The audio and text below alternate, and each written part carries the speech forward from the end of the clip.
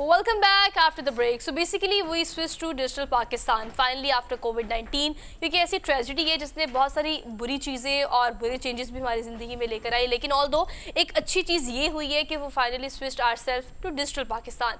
Online classes की बात करें, मेडिकल की बात करें, हेल्थ केयर की बात करें, यू नेम इट, किसी डिपार्टमेंट में भी एक अच्छा चेंज आया है ऑनलाइन चीज़ों को लेके, ई कॉमर्स को लेके, डिजिटल हेल्थ केयर को लेके। तो आज हम स्पेसिफिकली इस चीज़ के बारे में बात करेंगे कि डिजिटल हेल्थ केयर का बढ़ता रुझान जो है वो कितना ज़्यादा ज़रूरी है आम आवाम के लिए, कि आपकी आगाही होना बहुत ज़्यादा ज़रूरी है। किसी मसले पर डिजिटल आप किस तरह से किसको कांटेक्ट कर सकते हैं, किस तरह से कंसल्टेशन कर सकते हैं, और ये हेल्थ केयर की फैसिलिटेशन कहाँ कहाँ अवेलेबल है ये भी आपको पता होना चाहिए। तो इस पर हम डिटेल में बात कर लेते हैं। सना खान हमारे साथ मौजूद है, डिजिटल हेल्थ एक्सपर्ट है। आपका आज के प्रोग्राम में खुशामदीद कहते हैं। अस्सलाम वालेकुम। Thank you. कैसी हैं आप Sana? Good, how are you? Thank you so much for being here, good to see you. कहिएगा कि मुझे ऐसा लगता है, मेरे प्रोग्राम के आगाज़ में भी ये कहा कि doctors they are expert to use such kind of gadgets और डिजिटल हेल्थ केयर को प्रमोट करना, they are doing well, but it's not as easy as par to convince आम आवाम, यू नो, आम आवाम को स्विच कराना, उनको बताना, उनको गाइडलाइन देना।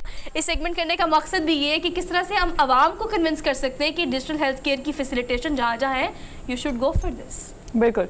अच्छा, बड़ा पर्टिनेंट क्वेश्चन है, thank you so much for asking this. Actually हम ये बहुत बात करते हैं कि कोविड-19 के बाद world dynamics, global economic dynamics जहाँ पे चेंज हुए हैं, वहाँ हेल्थ केयर में भी ऑब्वियसली बहुत ज़्यादा इवॉल्व हुई हैं चीज़ें, नीड बेस्ड। और being a CEO at hospital, I think I play an important role to convert the healthcare to affordable, accessible, premium top notch health quality health care जो है वो सब लोगों के लिए एक्सेसिबल हो।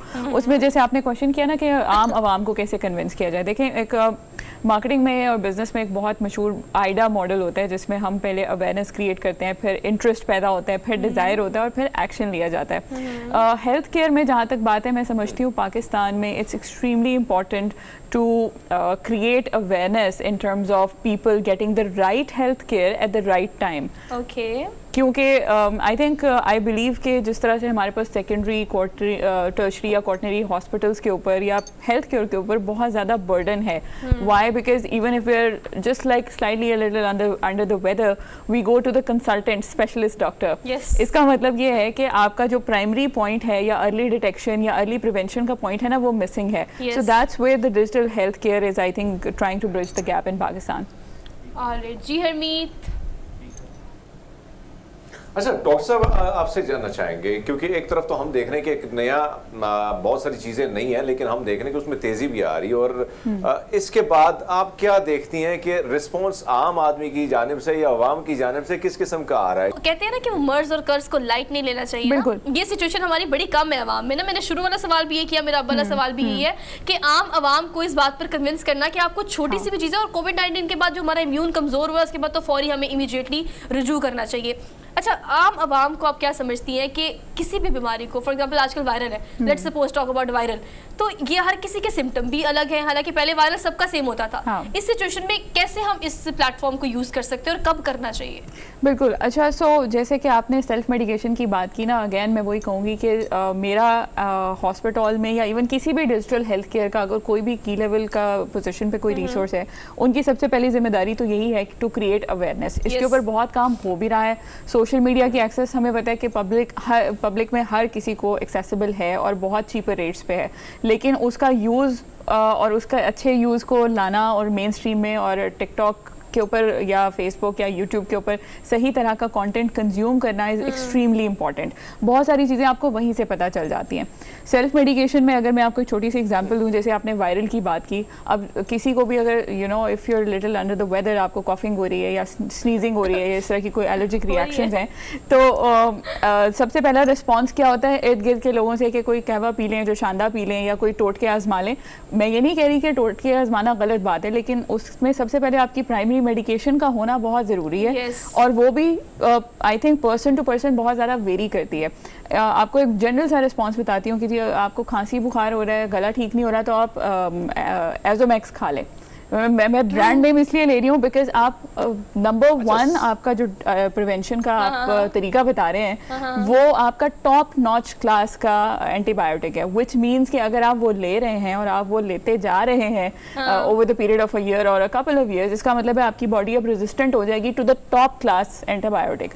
और उसके बाद आपको छोटी मोटी दवाई से तो फर्क ही नहीं पड़ेगा। अगर हम देखें सना खान, हम उमूमन देखते हैं हमारे मुल्क में एक रुझान ये भी है कि अमली तौर पर इन्हें प्रैक्टिकल, तो हम जब कोई प्रैक्टिस करते हैं तो हम जाते हैं फिजिकली और वहाँ पे मिलते हैं। डॉक्टर साहब ने जब स्टेथोस्कोप जो है यहाँ ना रखा हो, यहाँ से पकड़ा ना हो, यहाँ हाथ ना रखा हो, तब हम मुतमईन नहीं होते। ये हम सब की फिजिकल विजिट। और हमारे यहाँ मुझे याद है कि हमारे क्लिनिक में हमारे वालिद साहब बहुत ज्यादा मुआयना करते थे। मैं उनसे पूछे कि क्यों करते, कहते ये मुतमईन नहीं होते, टैबलेट्स का कोई लेना देना नहीं है, वैसे इनको थोड़ा सा ख्याल रखना पड़ता है। आपसे जानना चाहेंगे इस चीज पर लाने के लिए कि आप ऑनलाइन रजू करें तो इनको मुतमईन करना कितना मुश्किल टास्क है और कितने आप कामयाब हुए हैं? बिल्कुल। अच्छा, मैं हमेशा अपने डॉक्टर्स की टीम को ना एक बात कहती हूँ, देखें डिजिटल हेल्थ पे या डिजिटल वर्ल्ड में जब हम जा रहे हैं, इवॉल्व हो रहे हैं और वहाँ पे काम भी कर रहे हैं, सबसे इम्पॉर्टेंट चीज़ है to make the other person feel heard. इसका मतलब है कि आपके डॉक्टर्स की कम्युनिकेशन जो है वो टॉप नॉच होनी चाहिए। दैट इज़ एक्सट्रीमली इंपॉर्टेंट, क्योंकि अगर आप स्क्रीन के पार बात करें किसी से और जब तक आप फिजिकली डॉक्टर आपको चेक नहीं करता, स्टेथ लगा के बैक के ऊपर कहता नहीं है कि बेटा लंबे लंबे सांस लो, गहरी सांस लेके दिखाओ, तब तक आपको तसल्ली नहीं होती। इसमें ना आप बेसिकली दो जगहों, डिफरेंट जगहों से अप्रोच करें।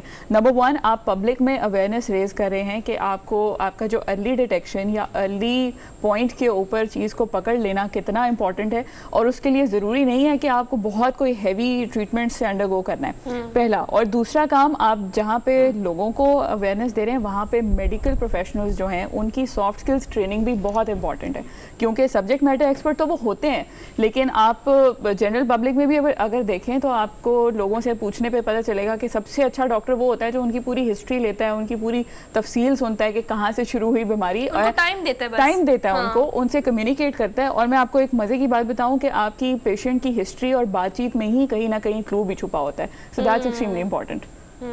अच्छा, कंक्लूड कीजिएगा सना इसको कि इस सारी सिचुएशन में हमने ये बात कर ली कि आम को हमने अवेयर करना है, लेकिन डॉक्टर्स को आपने कहा कि उनकी सॉफ्ट स्किल्स डेवलपमेंट या फिर ट्रेनिंग भी ज़रूरी है। अब डॉक्टर्स भी अक्सर औकात अवेलेबल नहीं होते फ़ोन कॉल्स पे। अब हमारी मेडिकल पूरी फील्ड में किस तरह से डॉक्टर्स को भी यहाँ पर स्विच करना ज़रूरी है कि अगर आप एक साथ 15 या फिर 20 या 100 बंदों को टैकल कर सकते हैं तो बाकी 200 जो आपका वेट कर रहे हैं उनके लिए भी आपको टाइम निकालना पड़ेगा। तो इसके लिए कोई रूल्स रेगुलेशंस या कोई SOPs या कोई रखा जाए, रेगुलेट किया जाए ना डॉक्टर्स को भी? अच्छा, देखिए, जहाँ तक SOPs या पॉलिसी मेकिंग की बात है ना, पॉलिसी मेकिंग एक ऐसा प्रोसेस है जो इंडिविजुअल से शुरू होकर अपर लेवल तक नहीं जा रहा, बल्कि it's the other way around. तो इसमें जाहिर सी बात है कि गवर्नमेंट बॉडीज़ और डॉक्टर्स की जो रेगुलेटरी अथॉरिटीज़ हैं उनको बहुत ज़्यादा फोकस करने की ज़रूरत है। ये नंबर्स देखने की ज़रूरत है कि एक साल में हम कितने डॉक्टर्स प्रोड्यूस कर रहे हैं और पर पॉपुलेशन उनकी रेशो क्या है। जैसे कि मैंने कहा कि बहुत ड्रास्टिकली कम है कि 3000 पेशेंट्स पे एक कंसल्टेंट है। इसका मतलब है कि कंसल्टेंट बेचारे का कसूर नहीं है वहाँ पे आपको हेल्थ केयर का सिस्टम जो है उसको इतना ज़्यादा इंटीग्रेट करने की ज़रूरत है कि आपको राइट अमाउंट ऑफ टाइम पे, अगर फॉर एग्जांपल किसी का 5 मिनट का प्रॉब्लम है और वो 1 घंटे का स्लॉट ले रहा है कंसल्टेंट का, तो दैट इज़, बाकी पेशेंट्स का टाइम कहाँ पे जाएगा? इसका मतलब है कि फिर वो एक से ज़्यादा सोसाइटल प्रॉब्लम्स में, हेल्थ केयर के प्रॉब्लम्स में और अल्टीमेटली फाइनेंशियल प्रॉब्लम्स में भी रिजल्ट करता है। सो एक तो ये है कि गवर्नमेंट और जो रेगुलेटरी अथॉरिटीज़ हैं मेडिकल की, उनको बहुत ज़्यादा ज़रूरत है इन नंबर्स के ऊपर।